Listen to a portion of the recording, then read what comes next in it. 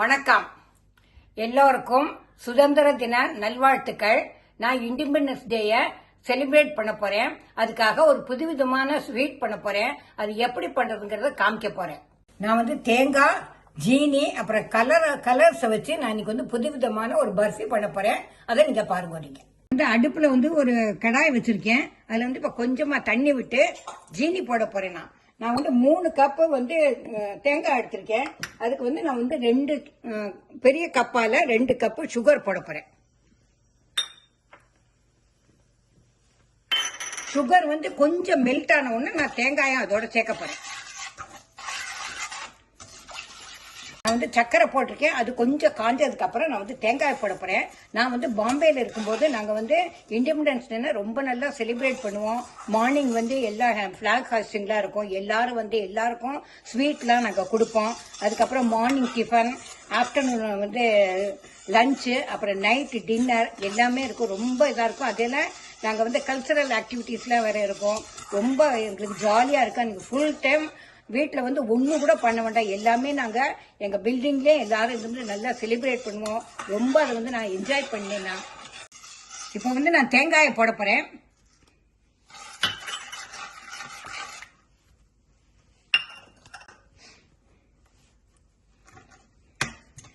இன்னைக்கு independence day இது பண்ண உடனே எனக்கு இந்த பழைய ஞாபகம் எல்லாம் வந்துடுதோ. அதனால நம்மளும் இங்க இண்டிபெண்டன்ஸ் டே செலிப்ரேட் பண்ணலாம்னு சொல்லிட்டு இன்னைக்கு தேங்காய் பர்ஃபி டிஃபரெண்ட் கலர்ல நான் பண்ணி காமிக்க போறேன். அது எப்படி இருக்குன்னு சொல்லிட்டு நீங்க பாருங்க.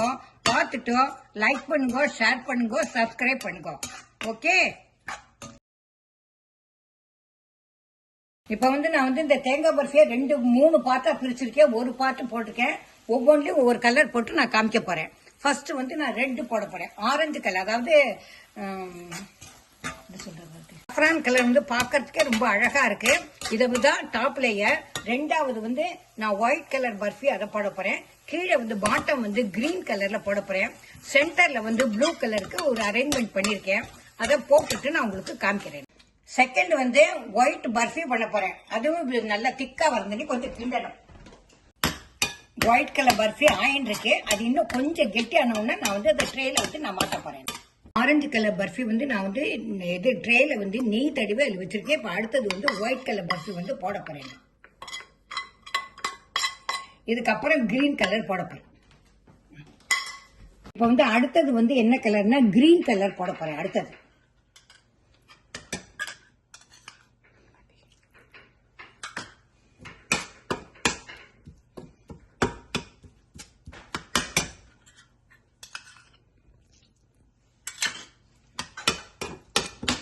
இப்போ நான் அந்த கிரீன் கலர் போட்டாச்சு. எல்லாமே இது ஃபுட் கலர் தான். அதை போட்டிருக்கேன். அதுக்கு கொஞ்சம் டைம் ஆகும். அது கொஞ்சம் கெட்டியானவங்க தான் அந்த ட்ரேல போட முடியும். நம்ம கரண்டியை வச்சு கிண்டிட்டே இருந்தா அது கெட்டியாயிரும். ஏன்னா ஜீனி போட்டுக்கிறதுனால ஈஸியா அது கெட்டியாயிரும். இந்த ஒயிட் பர்ஃபிக்கு மேல நான் ப்ளூபெரியை வச்சு இந்த ப்ளூ சக்கரா பண்ணோம் இல்லையா, அதுக்காக அதை வச்சு நான் பண்ணிருக்கேன். இப்ப அடுத்தது நான் கிரீன் போட போறேன்.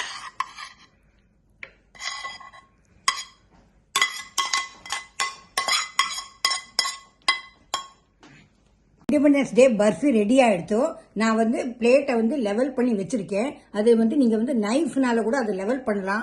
அப்படி இல்லைன்னா ஒரு கிண்ணத்துல நெய்யை அடியில தடவிண்டு அழகா லெவல் பண்ணனா ஒண்ணு போல எல்லாமே வந்துடும். Independence day black cake ready ஆயிடுத்தோம். நீங்க சாப்பிட்டு பார்த்துட்டு எப்படி இருக்குங்கிறது லைக் பண்ணுங்க, ஷேர் பண்ணுங்க, சப்ஸ்கிரைப் பண்ணுங்க. அதோட டேஸ்ட் எப்படி இருக்குங்கிறதுக்கு கமெண்ட் பண்ணுங்க. Tata, bye by.